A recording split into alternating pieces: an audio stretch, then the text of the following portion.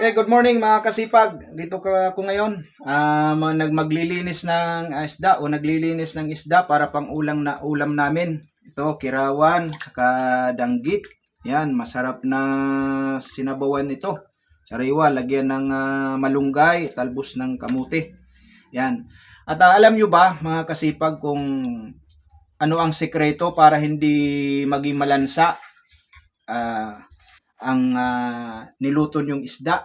Ang sekreto namin na ito, itong pinaghugasan ng bigas na nung kanina magsaing ang asawa ko ay inipon para pagdating ko ipanghugas sa isda. At ito ngayon, ito yung sekreto namin.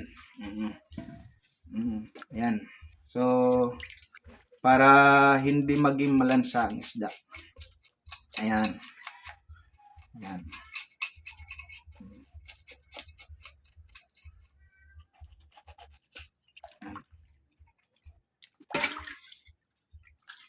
Ayan, ang danggit. Ayan, masarap ang danggit.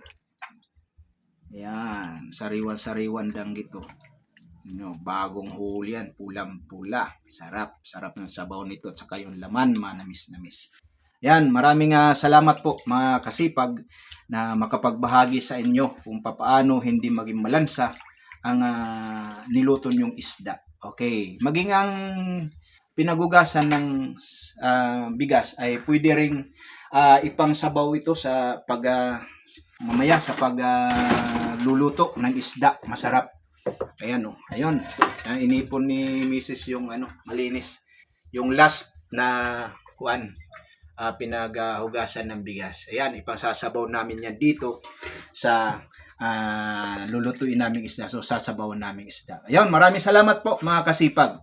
Ayan, na makapagbahagi ng video ito tungkol sa mga sekreto ng pagluluto ng isda na hindi magiging malansa at masarap ang sabaw. Maraming salamat po. Good morning.